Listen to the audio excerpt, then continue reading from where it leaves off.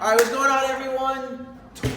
Open workout 20.3, which is 18.4. So you're looking at 21:59 deadlifts and handstand push-ups right into 21:59 deadlifts at a heavier barbell and a 50-foot handstand walk in between each. So warm up, guys.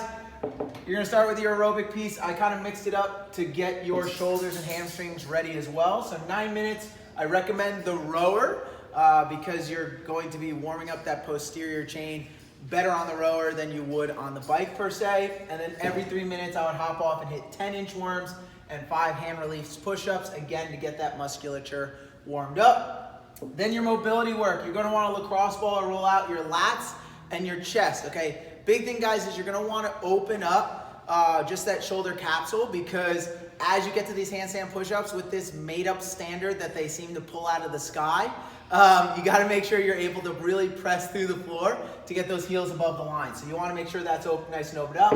Your upper thoracic as well, so foam rolling or lacrosse balling up there, and then a bandaged shoulder complex, okay? So what you would do is you tie a band around the rig, kind of stretch through that chest, rotate your shoulders, and then turn away, and then turn across. Same thing, having a rotation, turning your palm up, palm up, palm down, to just really open up that shoulder area. Breathing, I'm gonna head over to the wall in a second to show you how to do this once I finish explaining everything here.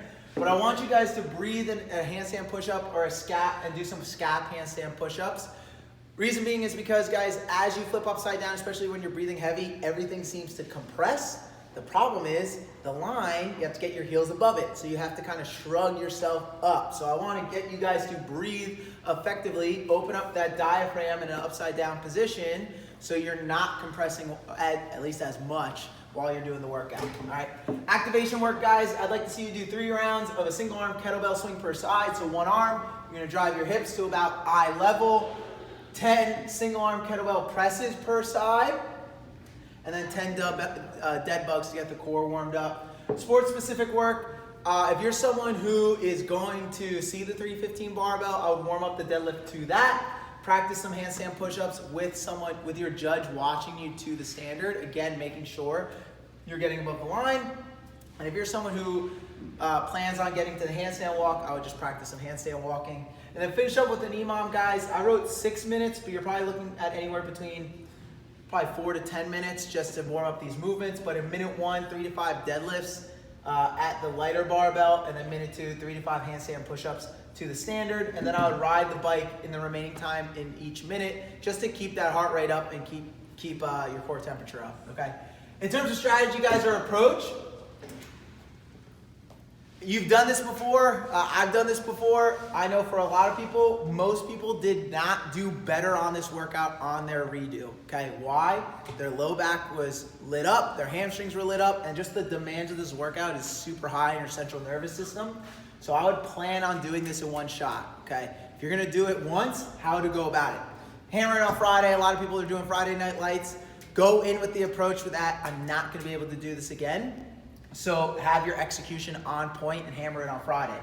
Or practice it on Friday and or Saturday and then hit it Monday. I know that's a little bit of like a last minute approach, but let's say on Friday you're like, okay, instead of doing 21:59, I'm doing 12:63, practicing the deadlifts and the handstand push-ups to the standard, and then 9:63 heavier deadlift and the handstand walk, just to get your body used to the rhythm of the workout, hitting the handstand push-up standard and stuff like that, and then dissecting how you're gonna break up the reps so that when you hit it on Monday, it almost feels like you've had one go under your belt already. Break up early and often. Even the elite level athletes are gonna be breaking it up. Think about this, you have 90 deadlifts. 90 deadlifts. 45 at 225, and then you hit 45 at 315.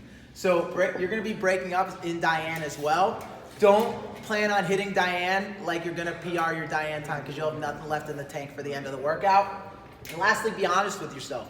What I mean by that is, if you're someone who, okay, I could deadlift 315, I can do handstand push-ups, and you're gonna get to the handstand walks, approach the workout like that. If you're someone who's like, I cannot deadlift 315, then you can go balls out on Diane to get the best time possible, because you're not gonna pull 315 off the floor. Or you're like, I've never handstand walked before, so maybe approaching it so you have as much time as possible to get to that handstand walk.